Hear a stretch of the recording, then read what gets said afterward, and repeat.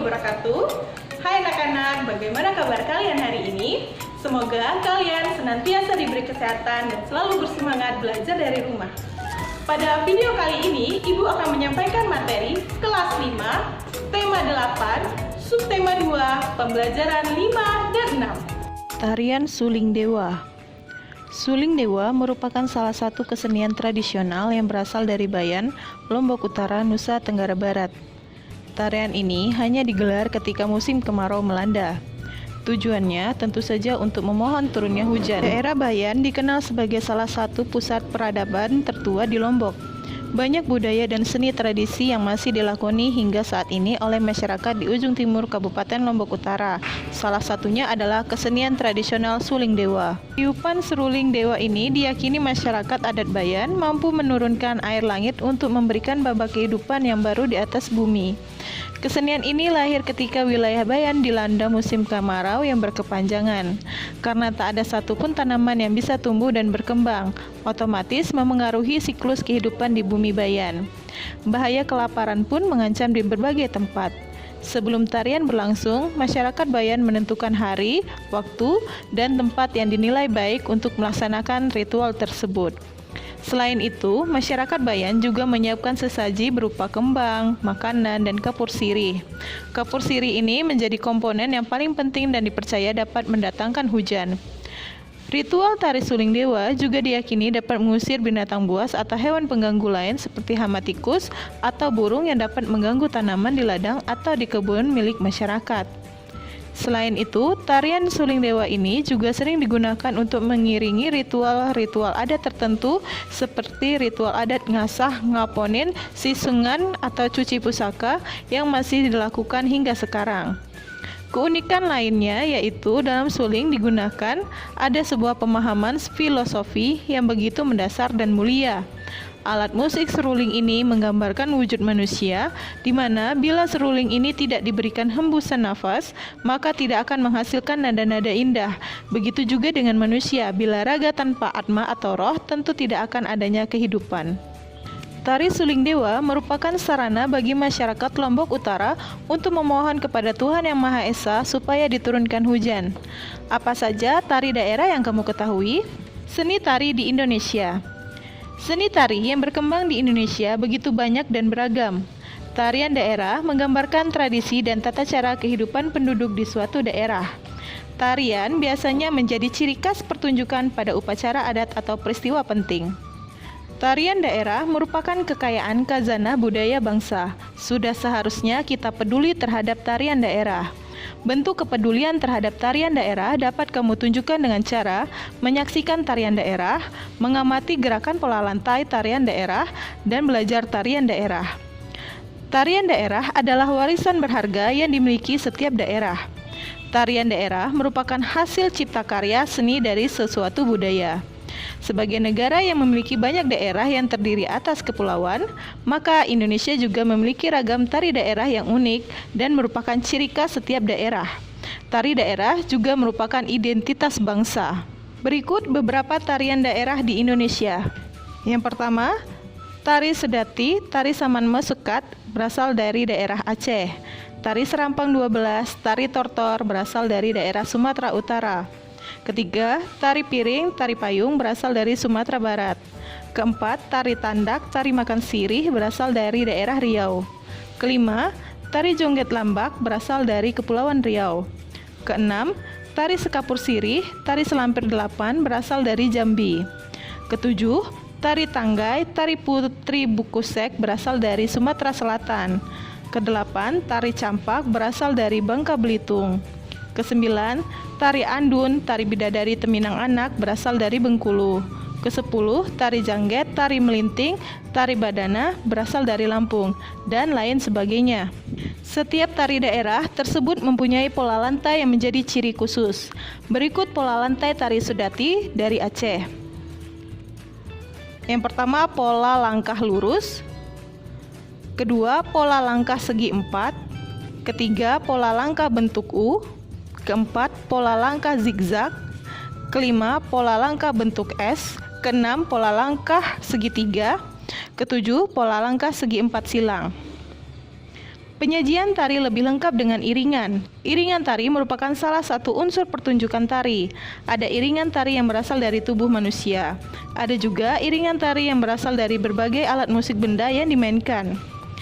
Iringan tari yang berasal dari tubuh manusia, misalnya tepuk tangan, hentakan kaki, dan suara-suara dari mulut atau siulan atau nyanyian. Iringan tari yang menggunakan alat musik ada yang berupa alat musik tradisional dan ada juga yang berupa alat musik modern. Tari kreasi adalah bentuk gerak tari baru yang dirangkai dari perpaduan gerak tari tradisional kerakyatan dengan tari tradisional klasik. Gerak ini berasal dari satu daerah atau berbagai daerah di Indonesia. Selain bentuk geraknya, irama, rias, dan busananya juga merupakan hasil modifikasi tari tradisi. Adapun macam-macam tari kreasi dan daerah adalah sebagai berikut. Yang pertama, pola lantai vertikal atau lurus adalah penari membentuk garis vertikal, yaitu garis lurus dari depan ke belakang atau sebaliknya. Pola lantai ini banyak digunakan pada tari klasik. Pola lurus memberi kesan sederhana tetapi kuat. Kedua, pola lantai diagonal. Penari berbaris membentuk garis menyudut ke kanan atau ke kiri. Ketiga, pola lantai garis melengkung. Penari membentuk garis lingkaran, pola lantai lengkung ular, dan pola lantai angka 8. Budaya masyarakat Indonesia beragam. Keragaman budaya itu berkaitan dengan lingkungan setiap daerah. Salah satu budaya itu adalah tarian. Tarian setiap daerah mempunyai ciri khasnya sendiri. Ayo kita pelajari. Dengan adanya berbagai macam bentuk tarian, bentuk pola lantainya pun berbeda-beda. Bentuk pola lantai tarian yang satu berbeda dengan tarian yang lain. Selain bentuknya yang berbeda, terdapat pola lantai yang mempunyai maksud dan ada juga yang tidak memiliki makna. Pola lantai yang mempunyai maksud lebih banyak ada dalam tarian-tarian klasik yang terdapat di Keraton Surakarta dan Yogyakarta. Namun demikian, tidak menutup kemungkinan jika pola lantai dalam tari kreasi baru dan tari rakyat juga mempunyai maksud. Perhatikan bentuk pola lantai dalam dua tarian yang berbeda berikut ini. Kedua karya tari pada gambar tersebut merupakan tarian yang berasal dari daerah istimewa Yogyakarta. Tari jaran kepang berdasarkan bentuk koreografi termasuk dalam jenis tari rakyat, sedangkan tari bedaya termasuk dalam jenis tari klasik. Bentuk pola lantai tari jaran kepang lebih sederhana dibandingkan bentuk pola lantai tari bedaya. Pola lantai yang berbentuk garis horizontal pada tari jaran kepang tidak mempunyai maksud apapun. Sebaliknya, pola lantai yang terdapat pada tari bedaya mempunyai maksud. Ada satu pola lantai pada tari bedaya yang dikenal dengan nama rakit lajur. Pola lantai rakit lajur bermaksud menggambarkan 5 unsur yang ada pada diri manusia, yaitu cahaya, rasa, sukma, nafsu, dan perilaku. Pada dasarnya, ada 2 pola garis dasar pada lantai, yaitu garis lurus dan garis lengkung. Berikut beberapa contoh pola lantai pada tari daerah. Yang pertama, tari piring yang berasal dari Sumatera Barat, menggunakan pola garis lengkung dan membentuk lingkaran. Kedua, tari saman berasal dari Aceh, membentuk garis lurus. Ketiga, tari pendet yang berasal dari Bali, menggunakan garis lengkung. Keempat, tari sudati yang berasal dari Aceh, menggunakan garis lurus, garis lengkung, dan zigzag. Kelima, tari kecak berasal dari Bali, menggunakan garis lengkung dan membentuk lingkaran. Keenam, tari jaipong berasal dari Jawa Barat, menggunakan garis lurus dan zigzag. Tari akan lebih hidup bila ada iringan musik. Begitu pula penampilan musik juga akan terlihat lebih menarik apabila diisi dengan gerakan. Pengiring tari musik dapat dikreasikan dengan berbagai cara dan berbagai jenis musik yang disesuaikan dengan bentuk irama tari dalam gerak dan tema dalam tari. Walau musik berfungsi hanya sebagai pengiring atau membantu dalam menguatkan ekspresi atau penjiwaan dalam karya tari, tidak berarti keberadaannya tidak penting. Pada praktiknya, perpaduan antara musik dan tari adalah suatu kesatuan yang utuh dan akan memberi dampak terhadap pertunjukannya. Keragaman festival budaya Indonesia. Adanya beragam festival kebudayaan di Indonesia yang unik, tidak lain karena keragaman suku dan budaya yang dimiliki Indonesia. Berikut beberapa festival kebudayaan di Indonesia. Yang pertama, Festival Erau Kertanegara. Erau adalah sebuah tradisi yang dilaksanakan setiap tahun di Kota Tenggarong, Kutai Kartanegara, Kalimantan Timur. Erau berasal dari bahasa Kuta yaitu eroh yang artinya ramai, riuh, ribut, suasana yang penuh sukacita. Pada zaman dahulu, erau ini diselenggarakan oleh kerabat istana saat kejayaan masa kerajaan Kutai. Tetapi karena masa kerajaan Kutai telah berakhir, maka sekarang festival erau ini diambil alih oleh pemerintah sebagai peringatan Hari Jadi Kota Tenggarong. Jika datang ke festival ini, kamu akan melihat banyak sekali sajian yang akan ditampilkan seperti penyalaan kembang api raksasa. Kedua, Festival Lembah Baliem. Festival Lembah Baliem ini awalnya digelar pada tahun 1989. Dahulu, Festival Lembah Baliem merupakan acara perang antar suku Dani, Lani, dan suku Yali sebagai lambang kesuburan dan kesejahteraan.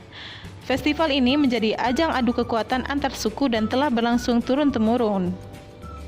Ketiga, Festival Lompat Batu. Fahombo, hombo batu atau lompat batu adalah olahraga tradisional suku Nias. Jadi ini adalah olahraga di suku Nias sekaligus sebagai ritual pemuda Nias mendapatkan status kedewasaan. Dengan mengenakan busana pejuang Nias menandakan bahwa mereka siap bertempur dan memikul tanggung jawab sebagai lelaki dewasa. Festival ini mengharuskan pemuda yang berpartisipasi di dalamnya harus melompati susunan bangunan batu setinggi 2 meter. Keempat, Festival Karapan Sapi. Karapan sapi merupakan istilah untuk menyebut perlombaan pacu sapi yang berasal dari Pulau Madura, Jawa Timur. Pada perlombaan ini, sepasang sapi akan menarik kereta kayu tempat joki berdiri mengendalikan sapi. Sapi-sapi ini akan saling berlomba dalam trek pacuan sepanjang 100 meter. Beberapa kota di Pulau Madura biasanya menyelenggarakan karapan sapi ini pada bulan Agustus dan September setiap tahunnya. Pertandingan final biasanya diadakan pada akhir September, bertempat di bekas kota residenan Pamengkasan memperebutkan piala bergilir presiden. Kelima, Festival Danau Toba. Festival Danau Toba sebenarnya merupakan pengganti Pesta Danau Toba yang kurang begitu terkenal. Festival Danau Toba ini diselenggarakan atas gagasan Kemenparekraf yang berkolaborasi dengan Kepala Dinas Pariwisata Sumatera Utara untuk menghadirkan festival yang mampu menjadi daya tarik wisata. Danau Toba ini kini berusaha mengangkat budaya lokal yang dikemas dengan lebih profesional. Yang menjadi daya tarik dari festival ini adalah Karnaval Sigale-Gale, yaitu pertunjukan boneka kayu khas Batak Toba. Keenam, Grebek Maulud Yogyakarta. Grebek Maulud diselenggarakan untuk memperingati hari kelahiran Maulid Nabi Muhammad SAW yang jatuh tepat pada tanggal 12 Rabiul Awal. Di festival tersebut, kita akan melihat gunungan yang diarak di tengah-tengah masyarakat. Gunungan tersebut berisi berbagai macam sayuran dan hasil bumi lainnya. Hal ini dimaksudkan sebagai satu perlambangan kemakmuran dan kekayaan tanah Mataram. Sebelum perayaan Grebek Maulud biasanya didahului dengan adanya sekaten, yaitu pasar rakyat di alun-alun utara Yogyakarta. Selain Grebek Maulud, ada juga Grebek Syawal dan Grebek Besar. Perbedaannya hanyalah waktu pelaksanaannya saja. Jika Grebek Syawal dilakukan setelah bulan Ramadan dan Grebek Besar dilakukan setelah Idul Adha. Demikianlah materi yang dapat Ibu sampaikan pada video kali ini. Semoga ilmunya bermanfaat. Akhir kata, wassalamualaikum warahmatullahi wabarakatuh.